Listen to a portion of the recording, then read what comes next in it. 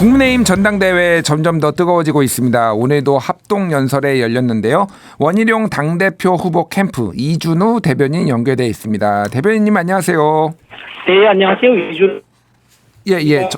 전화 상태가 조금 고르지 않은데 잘 들리십니까, 대변인님? 여보세요? 예, 지금. 예, 들립니다. 들립니다. 예. 전화상 저희 아니라서. 그러시군요. 예. 아니라서 그런 것 같습니다. 네. 예. 좀 이렇게 좀 주변 조용하고 이렇게 잘 통화가 될 수 있는 곳에서 좀 통화 부탁드리겠습니다. 네. 예, 오늘 충청권 합동 연설회가 열렸는데요. 현장에 계셨죠? 분위기 좀 설명해 주시죠. 예. 지금 전당대회 분위기가 갈수록 뜨거워지고 있다는 걸 현장에서 느낄 수 있었고요. 예. 또 이제 서로 지지자들끼리 서로 이제 감정이 격하다 보니까 약간 이제 감정 충돌도 좀 있고 그랬는데 어쨌든 그 후보자 검증에 대한 기대감이 그만큼 높아지고 있다. 열기가 더 뜨거워지고 있는 전당대회다. 그렇게 말씀드릴 수 있겠습니다. 예. 그 원희룡 후보 오늘 연설에 좀 어떤 내용이 나왔는지 좀 설명해 주시겠어요? 아무래도 저희는 이제 이번 전당대회가요, 특검 찬성이냐, 특검 반대냐, 그렇게 규정을 하고 있습니다. 예. 과거 저희가 특검 때문에 탄핵도 겪으면서 피눈물 나는 경험도 하고 성찰을 했었잖아요. 예. 그런 상황에서 지금 민주당이 191석을 들고, 지금 탄핵과 특검을 추진하려고 하고 있기 때문에, 사실은 민주당에서는, 이게 옵션이 될 수가 없는 상황이거든요. 왜냐하면 11개 혐의로 4개 재판을 받고 있는 당 대표가 가지고 있는 카드라는 게 그냥 협상용이거나 겁주기용 카드가 아닙니다. 실제로 사용할 수 있는 특검, 탄핵 이렇게 얘기하고 있는 거기 때문에요. 저희는 이번 전당대회가 특검을 막는 전당대회냐, 특검을 찬성하는 전당대회냐, 저희는 그 부분을 좀 강조를 했습니다. 예, 이제 최상병 특검을 막기 위해서는 반 한동훈 총 결집을 해야 된다 이런 식의 이제 주장을 하셨는데 오늘 네네. 원희룡 후보가 또 한동훈 댓글팀과 관련해서 드루킹이 떠오른다. 당 대표직을 네네. 수행할 수 있겠나 이런 얘기도 했거든요. 예, 이 방식이 좀 유사하죠. 옛날에 그 여론 조성팀이라고 한동훈 후보 측에서 얘기를 하고 있지만, 예. 사실 이게 한 끗만 어긋나도요, 여론 조작팀이 될 수 있는 거고요. 그래서 이게 굉장히 좀 위험한 상황인데, 민주당에서 제기한 의혹을 들어보면은, 법무부 장관 시절부터 여론팀이라는 팀을 운영했었고, 그 결과를 법무부 장관께 보고했다는 확인 보도까지 나왔었거든요. 예. 그래서 저는 좀 걱정되는 게 이게 만약에 당 대표가 된다 그러면은 민주당에서는 이 한동훈 후보에 대한 특검 사실 건덕지가 하나 더 늘어난 거 아니겠습니까? 그래서 특검 리스크가 더 커진다. 당 대표의 특검 리스크는 곧 당의 리스크가 될 수 있기 때문에 이거는 굉장히 우리가 좀 엄중하게 봐야 하는 사안이다. 그런 점을 제가 좀 강조를 하고 싶습니다. 그런데 이제 이게 처음에 제기된 거는 김건희 여사가 1월 달에 보낸 문자에서 사실은 언급이 됐고 그런 다음에 장해찬 전 최고위원이 또 이거에 대해서 증언을 했고 그런 식으로 해서 이게 민주당이 처음 제시한 건 아니었고 제가 말씀드리려는 거는 이게 사실상 원희룡 후보 측도 이렇게 공세를 하는데 좀 관련이 있는 거 아니냐 이런 시각들도 좀 있거든요. 일단 우선 제가 확실하게 말씀드릴 수 있는 거는 저희도 장해찬 전 최고가 이걸 언론에 얘기하면서 댓글팀이 있었다는 걸 제가 알게 됐거든요. 이제 그런 상황이었었고 또 장해찬 전 최고가 본인이 거기에 관여해 있었다고 또 본인이 얘기를 했지 않습니까? 예. 그런 상황에서 민주당에서 추가로 의혹을 제기하니까 저희 당 입장에서는 전당대회를 거쳐 당 대표를 뽑아야 하는데 당 대표가 만약 댓글 때문에 사법 리스크가 있다 그러면 이거는 누가 제기를 하든 관계없이 중요한 사안으로 다뤄야 한다. 그런 입장입니다. 알겠습니다. 자, 그럼에도 불구하고 지금 여러 이제 여론조사를 보면은 한동훈 후보가 1위를 계속해서 달리고 있습니다.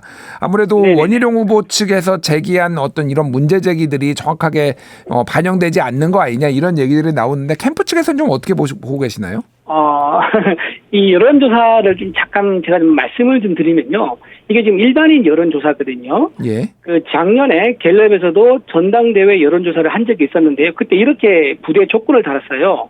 1000명을 조사하면은 당원은 20명 정도가 된다. 따라서 참고용으로 사용할 수 있다라고 이제 할 정도이기 때문에 지금 여론조사는 아예 그룹이 다릅니다. 당원 대상 여론조사를 할 수가 없어요. 당원들 전화번호를 알 수가 없기 때문에 그래서 지금 나온 여론조사는 대체적으로 일반인들의 시각인 거고요. 예. 전당대회에서는 우리 당을 지켜주고 우리 당의 변화를 가져올 사람 뽑기 때문에 완전히 조사 그룹이 달라서 그 1위라는 그 발표에 대해서 저희는 크게 의미를 두지 않는 그런 입장입니다. 예. 근데 이제 최근에 한동훈 캠프 측에서 나온 걸로 추정되는 예. 그 뉴시스 예. 언론 보도에 따르면 당원 여론조사에서도 한동훈 후보가 굉장히 앞서 있다. 뭐 60% 가까이 지금 지지를 받는다. 뭐 이런 예. 보도가 있었고 이거에 대해서 이제 원희룡 캠프 측에서도 강하게 반발하고 선관위에 이제 이 제재 요청까지 하셨는데 이 여론조사는 그러면은 전혀 근거가 없는 거라고 좀 보시는 건가요? 그 여론조사가 선거관리 규정을 명백히 위반한 겁니다. 예. 공지를 못하게 되어 있거든요. 예. 그리고 공지할 때 원래 여론조사라는 건요. 신뢰도와 타당성 그리고 표본 오차 이런 것들을 밝혀야 되는데 전혀 그런 내용이 없습니다. 그리고 숫자도 없고요.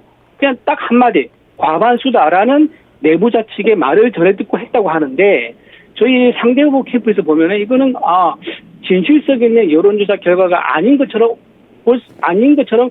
저희는 생각할 수밖에 없어요. 예. 그리고 이거는 저희가 생각하기에는 그러면 지금 1위 주자라고 하는 한동훈 캠프가 이제 뒤에서 맹추격하고 있는 후발 주자한테 좀 상당한 스트레스 받고 있는 게 아니냐 이제 이런 이제 생각이 들 정도로 대세론을 만들기 위한 언론 플레이였다.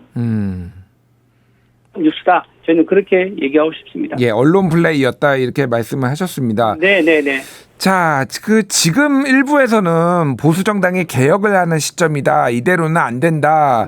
그래서 기존의 정치 문법에 익숙한 분들보다는 새로운 인물이 등판해서 당을 개혁하는 게 적절하지 않느냐 이런 얘기도 나옵니다. 그러니까 쉽게 얘기를 하면은 네. 원희룡 후보는 조금 올드한 분이고 한동훈 후보가 조금 새로운 개혁을 할 적임자다 이런 얘기들도 있는데 이거에 대해서 좀 어떻게 보십니까? 좀 이런 말씀을 드리고 싶어요. 그 험한 길에서 길을 잃었을 때는 노새를 따라가라는 얘기했습니다. 그러니까 예. 노새라는 게 나이 든 이제 당나귀를 얘기하는데요. 이 당나귀가 평생을 살면서 시행착오를 많이 겪으면서 쌓은 지혜가 있거든요. 그 지혜를 잘 활용해라 이제 이 말인데요. 지금 우리 원희룡 후보는 25년 동안 당에서 활동하면서 당에서 키운 인물입니다. 하지만 한동훈 후보는 오로지 법조에서만 활동하셨었고 정치에 입문한 지 6개월밖에 안 된 초보라고 할 수 있지요. 그런 분들을 모실 때는 사실 참신하고 신선한 부분이 있지만 어떤 그 리더십이라든가 지혜를 모으는 능력 그리고 원내에서 어떤 뜻을 모으는 능력 이런 부분에 있어서는 아무래도 25년 당에서 훈련받고 검증받아온 후보보다는 약하지 않겠느냐 저희는 그렇게 생각합니다. 예, 지금 아직도 이제 방송 토론회가 몇 차례 남았는데 원희룡 네네. 후보가 지금 어떤 전략으로 임할지 좀 궁금한데요. 지난번에는 한 번은 굉장히 선관위의 어떤 공세 자제 요청을 받아들여서 조금 네. 점잖게 가시다가 또 굉장히 강하게 갔거든요. 이게 너무 온탕과 냉탕을 좀 오가는 것 같다 이런 얘기들이 좀 있어요. 그게 좀 설명을 드리면요. 그 첫 번째 토론 들어갈 때 그 전부터 이제 서로 공방하는 게 뭐였냐면 좀 치열했습니다. 문자 얘기도 이랬었고 그때 당원들이 우려했던 게 이번 전당대회는 비전과 공약이 없다. 실종됐다. 갈증을 얘기하더라고요. 예. 그래서 우리가 방송 토론 나가서 당원들의 갈증을 좀 풀어주자. 그런 차원에서 우리가 정책 토론을 주도했었는데 아쉽게도 나머지 세 후보가 전혀 정책 토론을 따라오지도 않았었고요. 공세로만 일관하다 보니까 우리가 계속 맞는다고 해서 맞는 거를 감수하면서 정책 토론을 고수하는 게 맞는 당들이 해주시더라고요. 예. 그래서 일단은 공세는 우리가 대응을 하자. 그리고 치열한 이제 후보자 검증, 비전 검증, 그다음에 대야 투쟁 검증은 당원들이 원하는 거기 때문에 아마 당원들이 후보자를 선택할 때 오히려 더 도움이 될 거다. 그래서 우리는 치열하게 공방을 펼쳐서 당원들이 좀 쉽게 판단할 수 있도록 그렇게 하려고 전략을 세우고 있습니다. 예, 뭐 정책 얘기 하셨으니까 제가 좀 질문을 드려볼게요. 원희룡 후보가 지금 이번에 제시한 정책 중에서 눈에 띄는 게 상향식 공천 그리고 네. 주 3일 출근제 뭐 이런 것들이거든요. 이거는 어떤 네. 배경에서 나왔는지 간단히 설명해 주시겠어요? 저희가 말씀드린 것처럼 지금 네 후보 중에서요 매일 정책 토론, 정책 공약을 발표하는 후보는 원희룡 후보가 유일합니다. 예. 그리고 저희가 주 3일 출근제를 얘기했는데요. 이게 주 3일 근무제가 다른 거거든요. 3일은 출근하고 이틀은 재택한다 이런 의미인데 예. 이 주 3일 출근제를 하면 일과 가정 양립이 가능하고 이제 저출산 문제 해결도 도움이 되고요. 교통 체증도 완화시키고 환경 오염도 어느 정도 완화시키는 데 도움이 됩니다. 또 그 문제도 있고요. 상향식 공천 같은 경우는요. 지역에서 우리 당을 위해서 헌신한 분이 되게 많아요. 근데 선거철만 되면 외부에서 유명인을 데려와가지고 닭가슴 공천하면서 그 당원들의 어떤 그 좀 사기를 꺾는 그런 경우가 많았었는데 그런 걸 개선하자는 거고요. 단통법과 책통법, 이제 도서 정가제죠. 이런 거는 시장 경제 원리에 따라서 공급자와 수요자가 적절한 가격을 찾아서 시장 원리에 맞는 그런 가격을 서비스하는 게 우리 시장 자유민주주의의 원리다. 그래서 사실 시장주의 가격으로 좀 돌아가자. 획일적인 가격이 아닌 그렇게 하는 것이 소비자에 도움이 될 거다라는 우리 공약까지 발표를 드렸습니다. 예, 알겠습니다. 오늘 좀 이 전화 상태가 좀 고르지 않은데 요거 하나는 꼭 여쭤봐야 될 것 같아요. 지금 예. 나경원 후보하고 단일화 얘기가 나오고 있습니다. 좀 두 가지 질문인데 하나는 단일화를 진지하게 캠프 내에서 검토를 한 적이 있는지 그리고 한다라면은 결선 투표 가기 전에 1차 투표 전에 하는지 아니면은 그냥 자연스럽게 결선 투표에서 상대방을 2위 후보를 밀어주는 전략으로 가는 건지 이게 좀 궁금하거든요. 저희는 나경원 후보가 저에게 단일화를 제안을 하면은 이제 원희룡 후보 쪽의 제안이겠죠. 예. 이면 우리가 검토할 수는 있겠지만 그 이외의 가능성은 전혀 검토한 적이 없고요. 그리고 나 후보 측에 우리가 그걸 독촉하거나 뭐 이런 생각은 전혀 없습니다. 왜냐하면 상대 후보가 또 본인도 승리하기 위해서 띠를 띄고 있는 상황이기 때문에 후보의 뜻을 존중해서 우리는 그 상황을 때를 기다리고 있습니다. 그러면 제가 이렇게 해석을 해도 될까? 최선을 다해서 단일화는 없고 최선을 다하는데 결선 투표에 갈 경우에는 좀 많은 상황이 열려 있다 이렇게 저는 들리거든요. 예, 그렇게 보셔도 됩니다. 네.